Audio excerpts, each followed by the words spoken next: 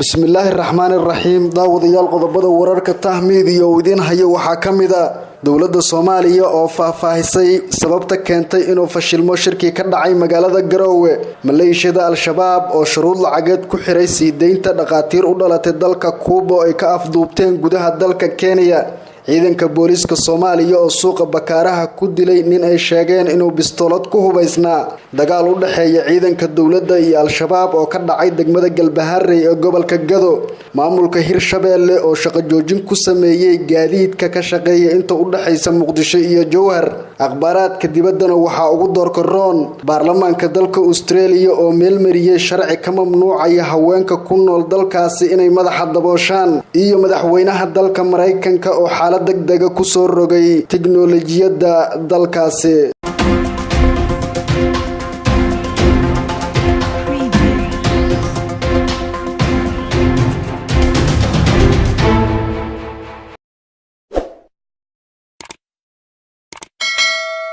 intaasi daawadayaal waxay ahaayeen qodobadii warkeena ugu doorka roona ee u diyaar garooba warkaas oo dhameystiran xarakada Al-Shabaab ayaa sheegtay lacago fara badan ay ku doonayaan inay ku siideeyaan dhaqatiir u dhalatay dalka Kuuba oo ay ka afduubteen gudaha dalka Kenya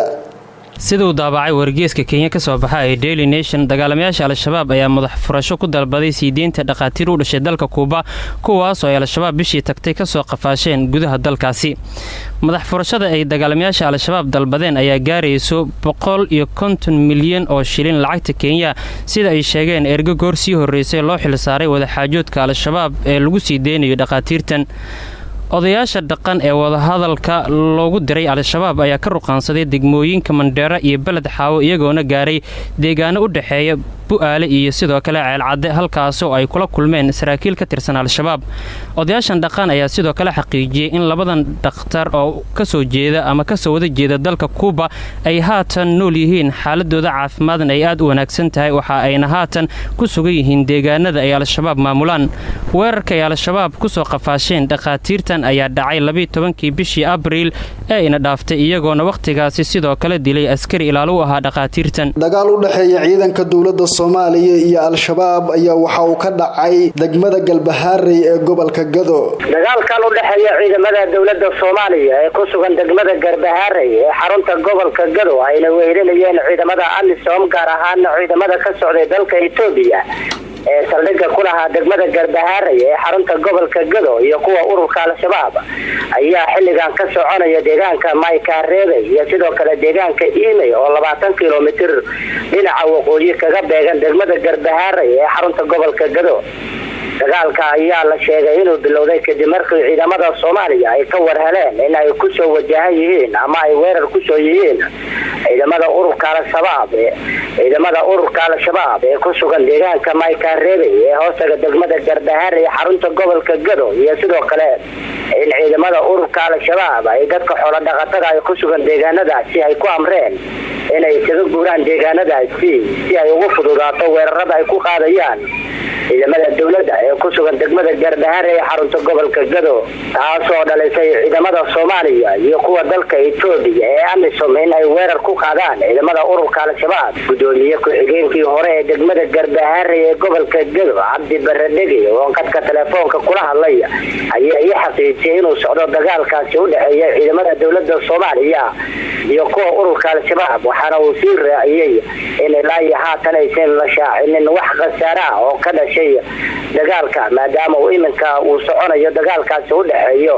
ciidamada dawladda Soomaaliya iyo kuwa Itoobiya oo dhinaca iyo sidoo kale kuwa ururka Al-Shabaab warar dheeraad oo aynu ka helayna dadka deegaanka ayaa shaacinaya inay jiraan khasaare soo kala gaaray labada dhinac ee ku dagaalamaya deegaanadaasi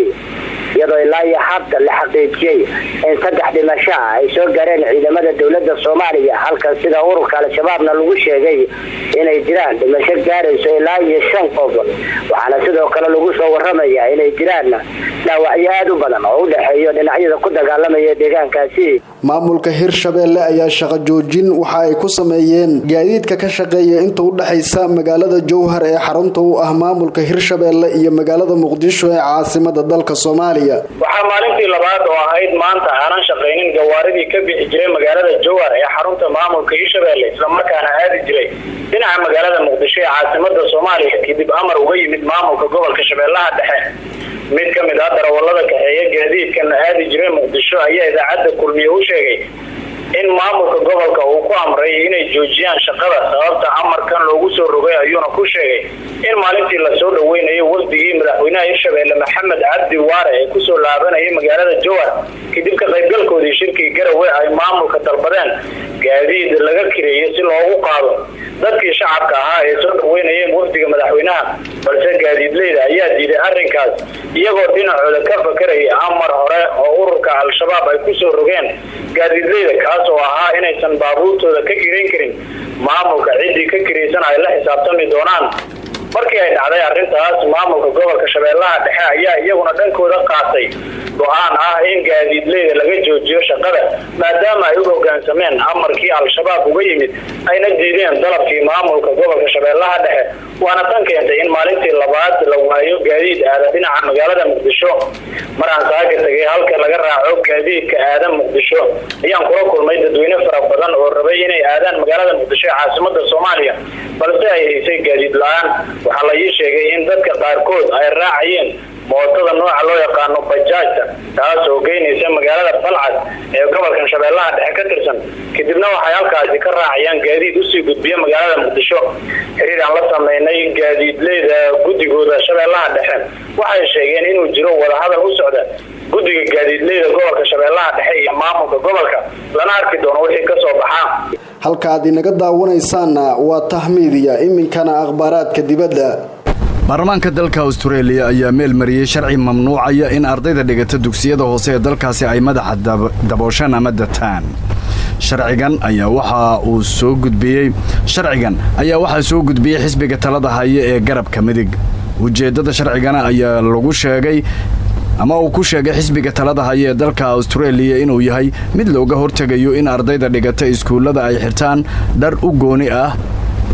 diimaha kala duwan. dawladdu waxay sheegtay in madax daboolashada loo diiday dhammaan dadka haysta diimaha kala duwan sida zingazingaha Yahuudda iyo Islaamka balse siyaasiyiin ayaa ku tilmaamay in sharcigani uu yahay siyaasadda looga soo horjeedo Islaamka. urur ay ku midaysan yihiin muslimiinta dalka Australia ayaa sidoo kale aad u cambaareeyay tallaabada ay baarlamaanka dalkaasi ku ansixiyeen sharciga. dawladda Iiraan ayaa maanta ku eedeysay Mareykanka in uu ka sii darayo xaaladda aan la aqbali karin ee xiisadda u dhaxaysa labada dal waxayna sheegtay in Tehran ay muujinayso isxakameyn inkasta oo Washington ay ka baxday heshiiskii nuclear-ka. xiisadda labada dhinac ayaa cirka isku sii shareertay kadib markii toddobaadyadii dhowaa Mareykanka ay maraakiibta xambaara diyaaradaha dagaalka iyo diyaaradaha bambaanooyinka culus qaada ee xariijin 52 ay geeyeen khaliijka iyaga oo la tuhmayo in halis ay kaga soo socoto Iran. xiisadda ka sii daraysa ee Mareykanka waa mid aan la aqbali karin waxaa sidaasi yiri wasiirka arrimaha dibadda ee Iran Mohammad Javad Zarif oo wada hadallo u jooga wadanka Japan. waxaan muujinaynaa isxakameyn inkasta oo Mareykanka ay ka baxeen heshiiskii nuclear-ka ayuu Zarif yiri. wasiirka arrimaha dibadda ee Iran ayaa sheegay in Tehran ay ka go'an tahay inay heshiiska ay sii wado isla markaana qiimeyn la sameeyay ay muujinayso in Iran ay u hoggaansamayso heshiiskaasi. hadalka Javad Zarif ayaa yimid maalin kadib markii wasaaradda arrimaha dibadda ee Mareykanka ay amartay dhammaan shaqaalaheeda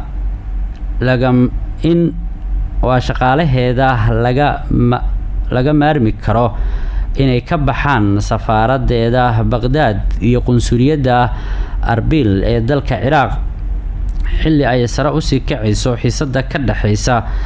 Mareykanka iyo Iran taas oo sare u sii qaadaysa cabsi dagaal.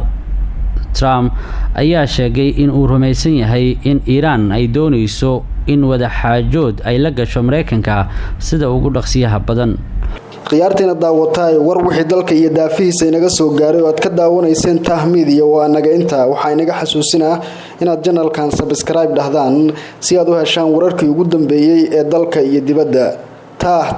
tahmiidiya